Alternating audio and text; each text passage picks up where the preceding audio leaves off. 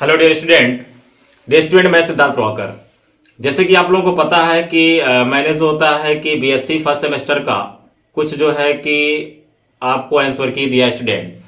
अब जो होता है स्टूडेंट मैं आपके सामने लेकर के आया हूं बीएससी सेकेंड सेमेस्टर का सिलेबस। क्या देखिए यहाँ पे कॉर्नर पे देखिए स्टूडेंट लिखा हुआ है कि ये देखिए दीनदयाल उपाध्याय यानी कि डीडीयू दीनदयाल उपाध्याय यूनिवर्सिटी का स्टूडेंट जो होता है कि ये आपका सिलेबस होगा।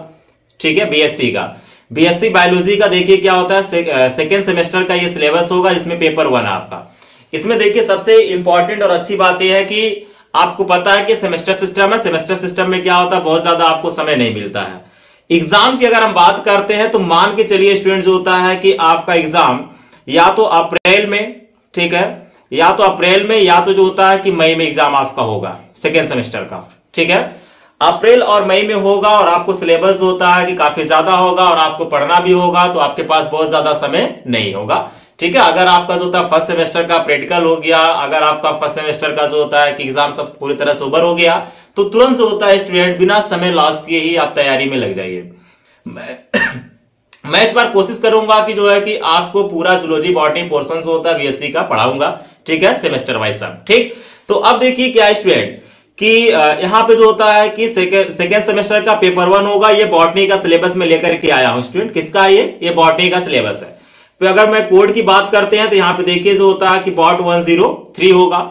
ठीक है, जो अगर हम टाइटल की बात करते हैं यानी कि जो आपका पेपर का नेम होगा आर्चिगोनिएट होगा। ठीक है, आर्चिगोनिएट्स एंड जो होता है कि प्लांट आर्किटेक्चर्स। ठीक है, आर्चिगोनिएट के बारे में आपको पढ़ना पड़ेगा। मैं यहां पे सिलेबस आपको बताता हूं कि क्या क्या आपको पढ़ना है, क्योंकि सबसे पहले जो होता है कि युद्ध लड़ने से पहले आपके पास पूरी तरह से जो होता है कि इंस्ट्रूमेंट सब होना चाहिए, यानी कि सभी तरह के जो होता है कि आप अपने पास होता है सिलेबस रखिए, कंटेंट रखिए, क्या क्या पढ़ना है। ठीक है, टीचर अगर आपको आपके कॉलेज में पढ़ाते हैं तो अच्छी बात है, नहीं पढ़ाते भी हैं तो अपने से आपको क्या करना है, प्रिपेयर रहना है। ठीक है, क्योंकि ये कैरियर आपका, परसेंटेज आपको बनाना है, स्कोर आपको करना है। इसके बाद जो होता है कि तैयारी भी आपको खुद ही करना होगा।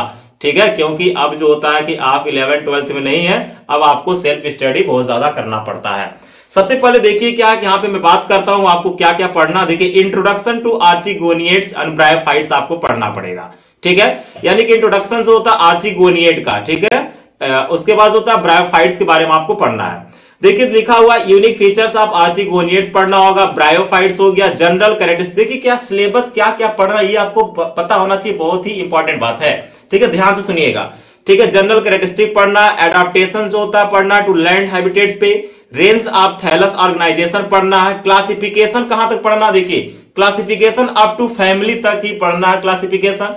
उसके बाद स्टूडेंट जो होता है कि मार्फोलॉजी पढ़ना होगा, एनाटॉमी पढ़ना होगा एंड रिप्रोडक्शन। देखिए किसमें पढ़ना, reproduction of Riccia, मार्केंसिया, Anthoceros and स्फेग्नम। ठीक है, ये आपको पढ़ना है। उसके बाद देखिए ब्रैकेट में लिखा developmental detail not to be include, यानी कि इनका डेवलपमेंट आपको नहीं पढ़ना है। उसके बाद जो होता है इकोनॉमिक इंपॉर्टेंस पढ़ना आपको ब्रायोफाइट्स का, जो कि सबसे ज्यादा इंपॉर्टेंट जो होता है कि क्वेश्चंस होता है।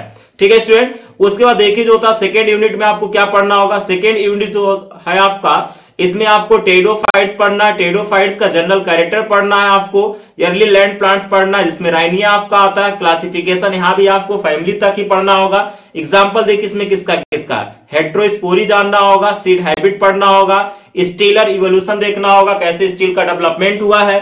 ठीक है, इकोनॉमिक इंपॉर्टेंस आपको पढ़ना होगा टेडोफाइट्स का। ठीक, उसके बाद स्टूडेंट देखिए क्या आपका जो थर्ड यूनिट होगा, इसमें आपका जिम्नोस्पर्म है। क्या है आपका, जिम्नोस्पर्म पढ़ना होगा। जिम्नोस्पर्म का classification and distribution of gymnosperm है, salient features of Cycadales order है यानी कि आपका। उसके बाद आपका जो होता है जिंगुएल्स है, उसके बाद होता है आपका कोनिफेरेल्स होगा, उसके बाद आपका रिटेल्स होगा। Their example structure and reproduction पढ़ना, इकोनॉमिक इंपॉर्टेंट आपको सबका पढ़ना जहां तक मुझे लग रहा है। ठीक है, उसके बाद देखिए पेलियोबॉटनी है आपका, जो कि आपके लिए देखिए क्या है कि आप अगर पीछे की बात करते हैं तो आप क्लास 11th में बेसिक जो होता है बॉटनी में कुछ आप ब्रायोफाइट, टेडोफाइट, जिम्नोस्पर्म पढ़े होते हैं, तो इसमें आपको बहुत ज्यादा प्रॉब्लम नहीं होगा।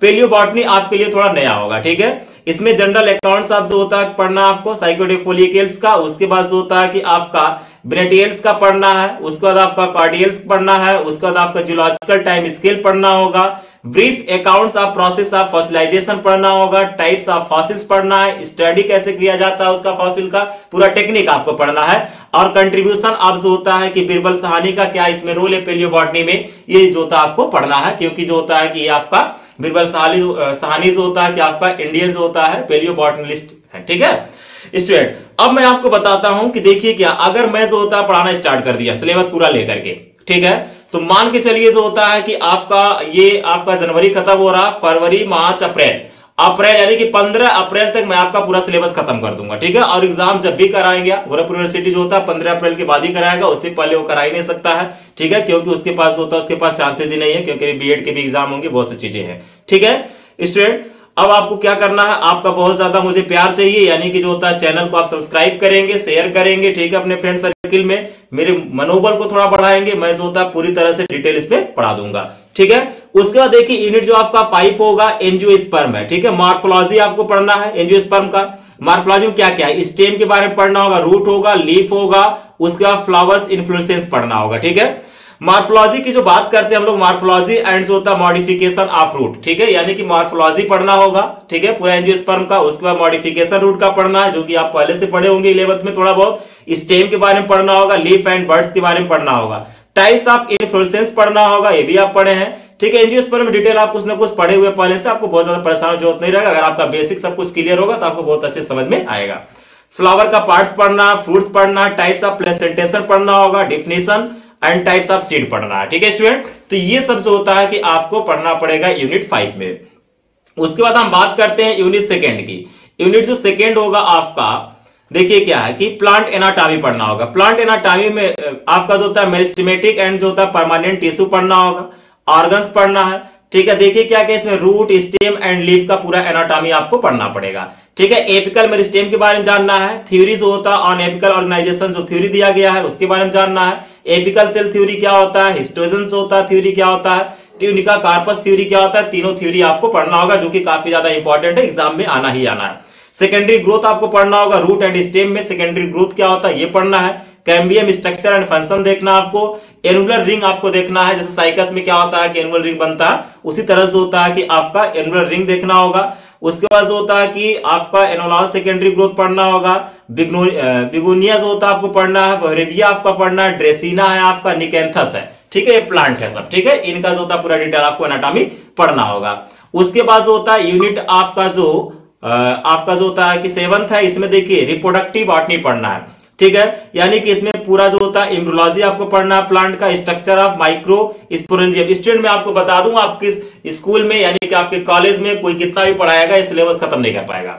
ठीक है, क्योंकि जो होता है कि बहुत सी छुट्टियां भी इससे पड़ जाती है, लेकिन मैं अगर पढ़ाऊंगा तो होल सिलेबस खत्म करूंगा 15 अप्रैल तक। ठीक है, उसके बाद देखिए क्या है, माइक्रो स्पोरेंजियस होगा आपका, स्ट्रक्चर ऑफ जो होता है कि मेगा स्पोरेंजियम होगा एंड टाइप्स होगा। ठीक है, मेगा स्पोरेंजियस है, structure and types of female gametophytes है, टाइप्स ऑफ जो होता है कि पॉलिनेशन है, मेथड ऑफ पॉलिनेशन पढ़ना होगा, जर्मिनेशन ऑफ पॉलिन ग्रेन पढ़ना होगा, स्ट्रक्चर ऑफ मेल गैमेटोफाइट पढ़ना है।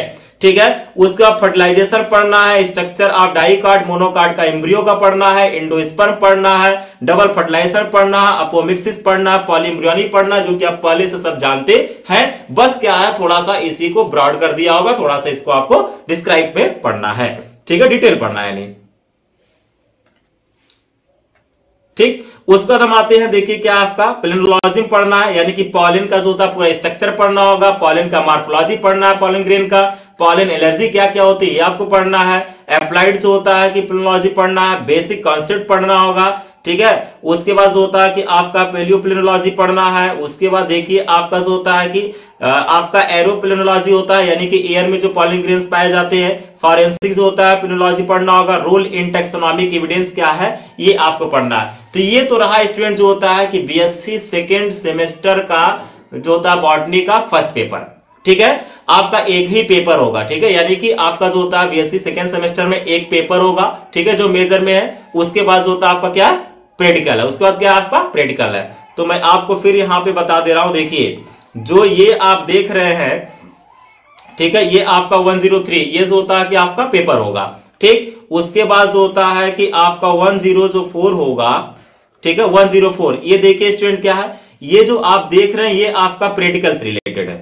ठीक है, यानी कि टोटल जो होता है कि ये आपका प्रैक्टिकल का सिलेबस दिया हुआ है कि कौन कौन सा जो होता है प्रैक्टिकल आपको करना है और आपके कॉलेज में कौन कौन सा प्रैक्टिकल कराया जाएगा। कोई जरूरी नहीं है कि सभी प्रैक्टिकल आपको करने को मिलेगा, ठीक है। जो आपके कॉलेज में कराया जाता है एग्जामिनर उसी बेस पे जो होता है कि पेपर बना करके आपको दे देगा। मैं यहाँ पे बता दे रहा हूँ। ब्रायोफाइट्स में देखिए क्या क्या है, जैसे मार्फोलॉजी ऑफ थैलस जो होता है मार्केंसिया का आपको देखना है, ठीक है, ब्रायोफाइट्स में। उसके बाद जो होता है कि होल माउंट, WM का मतलब क्या, होल माउंट आपका राइजोइड्स एंड स्केल्स का है। उसके बाद जो होता है वस्कुलर से आपका थैलस जीमा कफ देखना होगा, ठीक। उसके बाद जो होता है कि आपका ऑल टेम्पोररी स्लाइड्स देखना है, ठीक है। उसके बाद जो होता है कि आपका एंथ्रेडियोस्पोर देखना होगा, ठीक। उसके बाद आर्चिगोनियोस्पोर देखना होगा, स्पोरोफाइट्स का एलियस देखना, परमानेंट स्लाइड है सब, ठीक है, जो आपके कॉलेज में दिखाया जाता है। स्फेग्नम होगा, मार्फोलॉजी में परेशान मत रहिए, मैं प्रैक्टिकल भी आपको जो होता है कि पूरे अच्छे से जो होता है फाइल बना बनाया मैं आपको प्रोवाइड कर दूंगा। आपको सीधे क्या करना, छापना है और तैयार करना है, ठीक है। उसके बाद देखिए क्या है कि होल माउंट जो होता है कि लीफ है, राइजोइड्स है, ऑपरकुलम होगा, पेरिस्टोम होगा, एन्वलस होगा, स्पोर्स होगा, ठीक है। परमानेंट स्लाइड्स देखिए लिखा है शोइंग द एंथ्रेडियल एंड आर्चिगोनियल हेड, ये सब आपको परमानेंट स्लाइड में दिखा दिया जाता है। ब्रायोफाइट्स में है। टेरिडोफाइट्स में आप देख रहे हैं कि टेरिडोफाइट्स में भी क्या है कि लाइकोपोडियम का पूरा हैबिटेट आपको जानना है, हैबिट स्टेम, ठीक है। स्टोबिलस क्या होता है, सिलेजिनेला है, इसका भी जो होता है आपको जानना है। एक्सिस स्टोबिलस है, ठीक है। उसके बाद जो होता है VS आप जो होता है स्टोबिलस है, मेगा स्पोरोफिल है, माइक्रो स्पोरोफिल है, इक्विसिटम का पूरा जो होता है, ये तो लाइकोपोडियम है। यानी टेरिडोफाइट में आपको लाइकोपोडियम और इक्विसिटम दिया है, ठीक है। हैबिट है, राइजोम है, स्टेम है, ठीक है, स्टोबिलस है, एजोला है, ये सब जो होता है कि आपको पढ़ने को मिलेगा। उसके बाद जो होता है कि जिम्नोस्पर्म की बात करते हैं, साइकस हो गया और आपका इफेड्रा हो गया, जिसको एंड जो होता है थूजा हो गया, ठीक। तो साइकस में देखिए सीडलिंग हो गया, कोरलाइड रूट के बारे में आपको जानना है जो कि स्पॉटिंग में आपको दे देता है, ठीक है। कोरलाइड रूट काफी ज्यादा इंपॉर्टेंट होगा, ठीक है। लिफलेट आपको जानना होगा, रैकिस जो होता है ये भी आपको जो होता है सेक्शन काटने के लिए दे दिएगा, ठीक है ना टाइम। उसका माइक्रो एंड मेगा स्पोरोफिल होगा, मेल कोन होगा, ठीक है स्टूडेंट। तो ये जो आप स्क्रीन पर देख रहे हैं, ठीक है, ये सब जो होता है कि आपका प्रैक्टिकल का सिलेबस है। प्रैक्टिकल में आपको बहुत ज्यादा परेशान होने की जरूरत नहीं होता है, ठीक है, क्योंकि जो होता है अगर आपका वाइवा बहुत अच्छा जा रहा है तो एग्जामिनर आपको नंबर दे देगा, प्राइवेट कॉलेज वाले आपको नंबर भी प्रोवाइड करा देते हैं मैक्सिमम, ठीक है स्टूडेंट। तो ये रहा आपका क्या चीज, प्रैक्टिकल का सिलेबस रहा 104 और 103 जो होता है कि बॉटनी का क्या है, जो आपका पेपर होगा सेकेंड सेमेस्टर में, ये आपको पढ़ना है। सबसे ज्यादा आपको फोकस इस पे करना है क्योंकि इसी में से क्वेश्चंस आपको सब मिलेंगे स्टूडेंट, ठीक है स्टूडेंट। तो अगर आप नए होंगे तो चैनल को जरूर सब्सक्राइब कर लीजिएगा और जो होता है टेलीग्राम ग्रुप होगा सीड बायोलॉजी नाम से, इसको भी आप ज्वाइन कर सकते हैं। यहाँ भी आपको डीडीयू से रिलेटेड सभी इंफॉर्मेशन आपको मिल जाते हैं स्टूडेंट, ठीक है। अपने फ्रेंड सर्किल में भी आप शेयर कर दिया करिए। It's okay, thank you so much. मैं उसके बाद जो होता है कि आपको जूलॉजी का जो होता है कि सेकेंड सेमेस्टर का जूलॉजी का मैं सिलेबस अपडेट कर देता हूं क्या क्या है इसके बाद। Thank you so much.